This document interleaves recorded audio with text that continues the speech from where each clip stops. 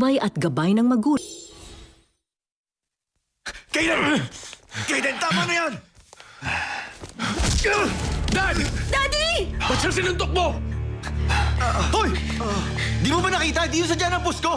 Bigla na lang siya humarang sa inyo. Ano magagawa ni boss? Pwede bang tumigil na kayo? Dalhin muna natin sa loob si Daddy. Ihanda ko na muna yung kwarto. Dahan-dahan. Tayo na.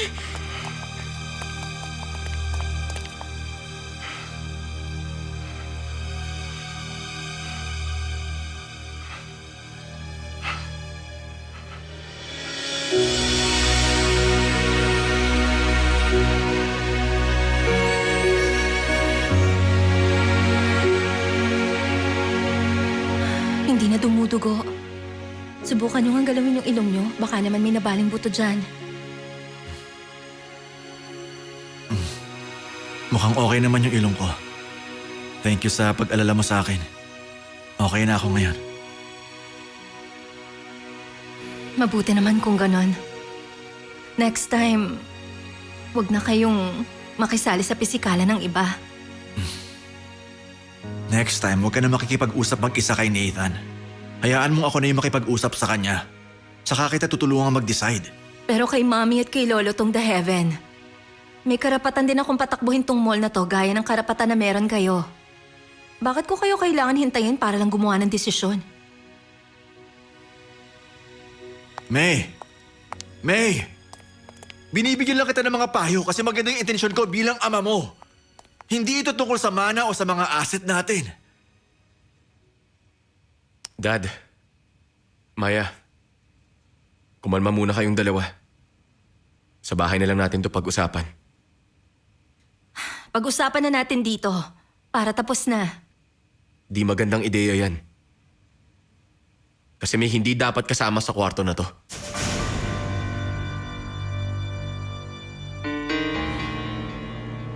Salamat, Kaden, ha?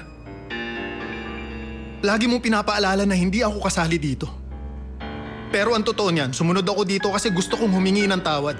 Di ko sinasadya na tamaan si Mr. Vigo. Aksidente yung nangyari. Kaya naman sana, gumaling ka kaagad. Pag okay na yung pakiramdam mo, saka tayo mag-usap tungkol sa kasunduan natin.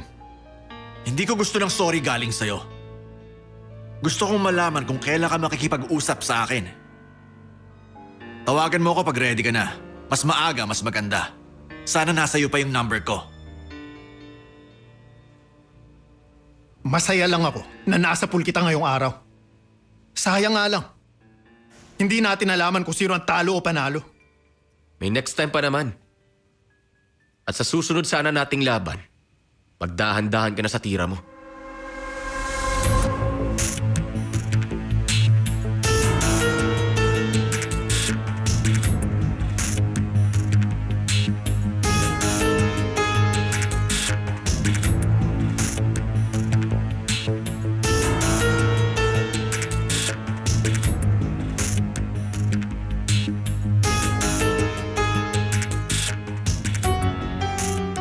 James, paunahin mo nang umalis yung mga tauhan natin. Huwag nilang kalimutan yung mga relo bilang ebidensya natin. Okay, Sir Nathan.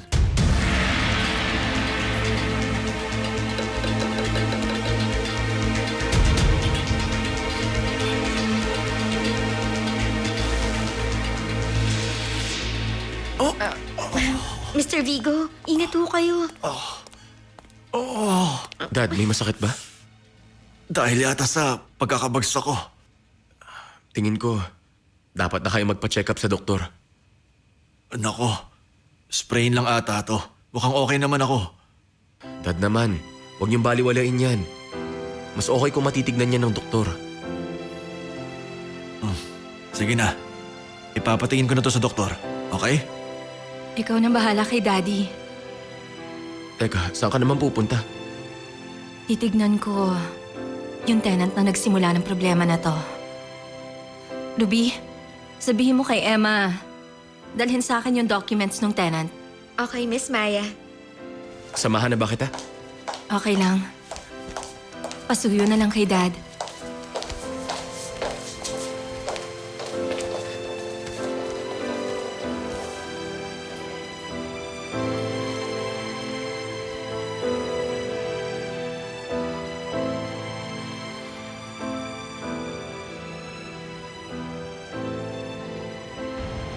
Anong sabi mo? Nakatakas yung tenant? Bakit niyo siya hinayaang makatakas? Sorry, Miss Maya. Tumalikod lang ako saglit. Tapos bigla na lang siyang tumakbo. Tapos yung mga tao ni Mr. Nathan, hindi naman tumulong sa paghabol. Tapos yung mga relo na nakuha bilang ebidensya, kinuha rin lahat ni Mr. Nathan. Patingin nga ako ng tenant agreement. Ito po. Yan yung rental contract nung tenant na tumakas. 2 weeks ago ko lang pinirmahan yan. Nakalagay naman dyan sa kontrata na damit yung ibebenta niya. Pero pasikreto na pala siyang nagbebenta ng mga peking relo na wala man lang nakakaalam. Ayoko nang magtiwala ngayon. Makinig kayong dalawa. I-check niyo yung mga stores natin. I-cancel yung agreement at paalisin agad yung mga store na nagtitinda ng peking products. Okay Sige po, ma'am. Sa totoo lang, pwede namang makipagkasundo ng maayos sa atin si Mr. Nathan. Ba't kailangan pa niyang gawing malaking issue ang lahat? Ay, hindi siya natuwa sa ginawa sa kanya ni Daddy nung birthday party ko. Tatawag pa nga sana siya ng pulis eh. Sus! Porket isa siyang big shot na businessman, ayaw niyang palampasin pag napapahiya siya ng ganun. Kahit na ganun, ano namang kinalaman mo sa nangyari nung birthday party mo?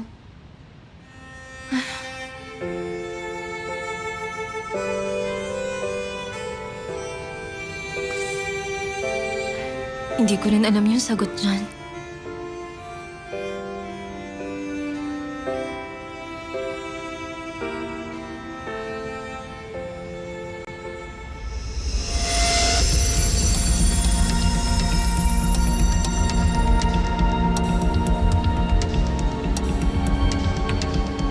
Si James. Ba't parang may kakaiba sa kanila?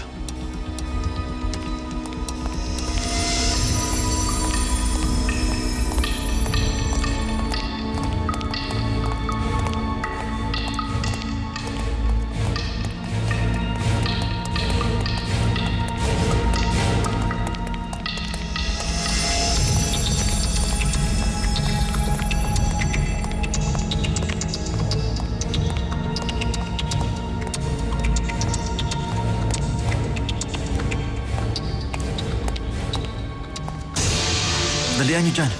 Bago may makakita. Dali!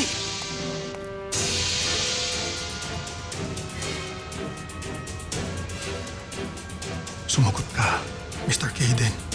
Hello, boss. Nasa mall ka na ba, Alan? Nandito na ako sa The Heaven, kaso Ano nangyari? nasa parking lot ako ngayon ng mall kasi nakita ko si James at mga tauhan niya na may kinakargang mga product sa kotse. Parang kahina-hinala yung ginagawa nila. Nandyan din ba si Nathan? Mukhang wala siya. Kita mo ba kung ano yung kinakarga nila? Hindi. Puro naka-boxer. Di ko makita ng maayos. Bantayan mo lang silang lahat, Alan. Papunta na ako. Okay, sir.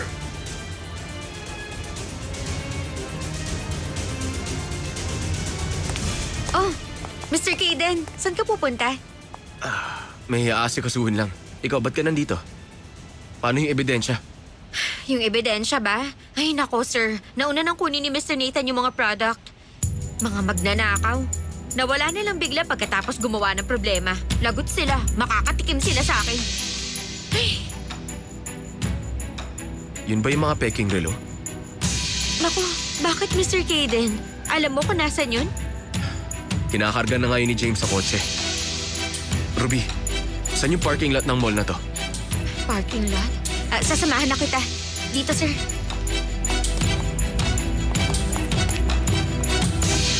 Okay na yan. Sige na. Tara, alis na tayo. Dali, dali. Go! Ay, kailan ba darating si sir? Paalis na sila.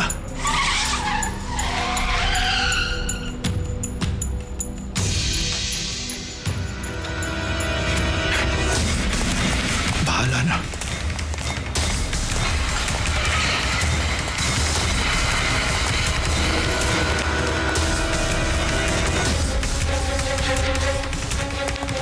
Ikaw pala, Alan. Ano yan dala nyo? Ba't kailangan ko sabihin sa'yo?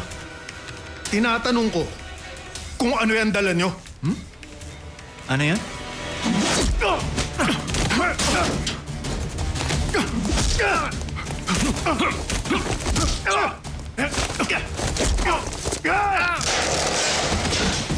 Alan!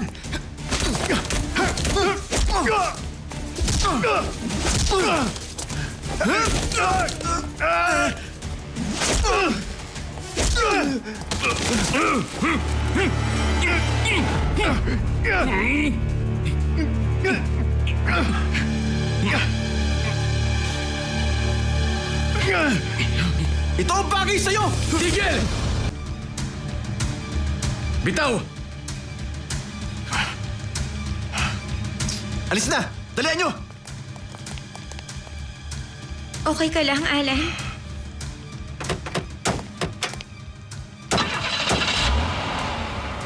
Teka lang, yung ebidensya Wala yan kang pakialam doon! Ay!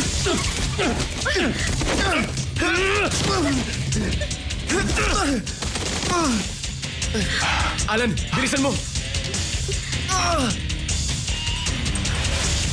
Kaden!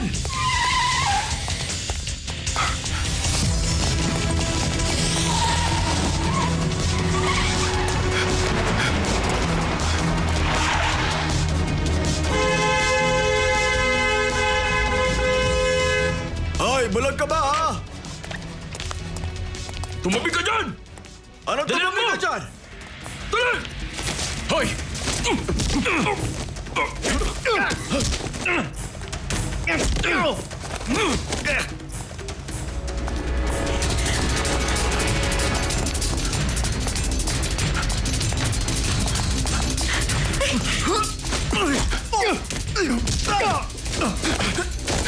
Bitaw!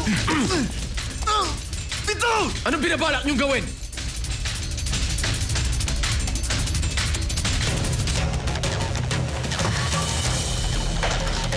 Hala, wait. Yan yung mga peking relo ah. Utos sa amin ni Mr. Nathan. Nakunin yan bilang mga ebidensya. Para saan? Ano ba talagang plano niyo? Anong plano yung sinasabi mo? Kami yung biktima dito. Sigurado kayong kayo yung biktima? O kayo yung may pakana? I-report ko to sa pulis. Sige lang. I-report ko rin sa Intellectual Property Department na nagtitinda ng mga peking produkto yung mall nyo. Tingnan natin kung sino unang masisira. Kung meron ka ng desisyon, tawagan mo yung boss ko.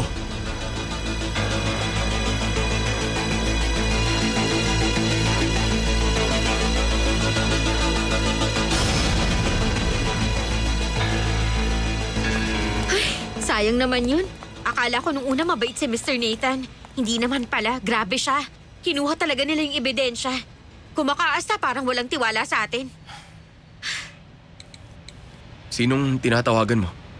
Ire-report ko yung nangyari kanina kay Miss Maya. Mas okay kung wag na.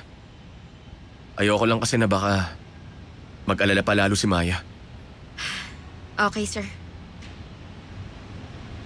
Kung ganun, pwede ba akong humingi ng pabor sa'yo? Pag pumunta dito ulit si Nathan, pwede bang bantayan mo siya para sa akin? Okay, sir. At kung kailangan mo ng kahit anong tulong ko, sabihan mo lang ako.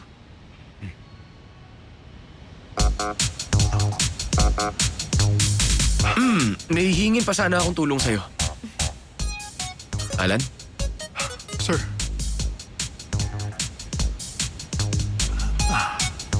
Pwede mo bang pagalingin agad si Alan? Saan? Masakit ba dito? aray ko, sir. Masakit. Huwag kayong mag-alala ha. Ako nang bahala sa kanya. Salamat. Sure.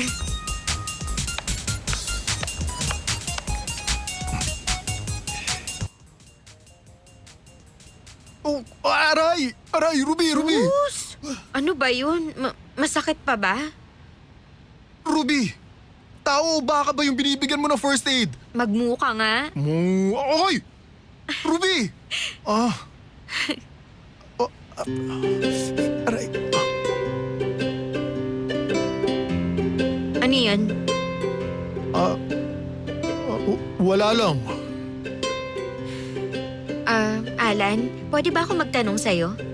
Paano ka nagsimulang magtrabaho kay Sir Keaton? Ba't mo tinatanong? Bakit? Magkakilala naman tayo. Bawal ba magtanong? Curious ka talaga tungkol sa akin, no? Kung hindi ako curious, ba't ko pa itatanong? Ay, ikaw talaga.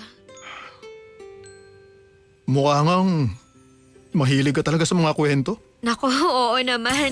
Gusto ko marinig lahat tungkol sa... Teka, pinapalabas mo ba na chismosa ako? Oy! Wala naman ako sinasabing ganun, ha? Sinasabi ko lang na dahil dyan sa curiosity mo, matatawag kang isang magaling na sekretary. Siyempre naman. Kaya nga sunod-sunod na taon akong binibigyan ng award for best employee. Hoy, huwag mo palitan yung subject. Yung tanong ko sa'yo.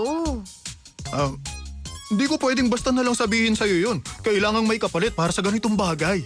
Che, pa-hard to get. Kung ayaw mo, wag. Ayoko nang malaman. Mananahimik na lang ako kung gusto mo.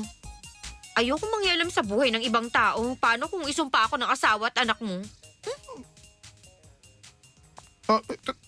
Teka, anong sinasabi mo dyan? Wala naman akong asawa at anak, no? 100% single kaya ako. Ba't mo sinasabi sa akin yan? Ba't ikaw, ilang anak ang meron ka? Excuse me, Alan. Ang bastos mo, ah. Wala akong asawa, no? Pero taken na ako. Nasa abroad lang siya. Tingnan mo to. Ipapakita ko sa iyo yung picture ng partner ko. Sobrang pogi niya. Diba? Isa siyang opa sa South Korea. Ay, sobrang pogi talaga. Wow! Ruby, alam mo, ibang klase din yung pagiging delulo mo. Uy, tingin ko, kailangan mo ng reality pills. Alan, ah. Ay, ano bang magagawa ko? Sobrang busy ko sa trabaho. Wala na akong oras para mag-boyfriend pa. Pero alam mo, kahit wala akong boyfriend, may mabait naman ako na boss. Yun ang hindi ko ipagpapalit. Sana makakilala ka rin ng mabait na lalaki na gaya ko. Kasi mas okay pag ganun. Anong gaya mo, ha? Wow! Kung gaya mo lang din, mas gusto ko na lang na maging single for the rest of my life. Che,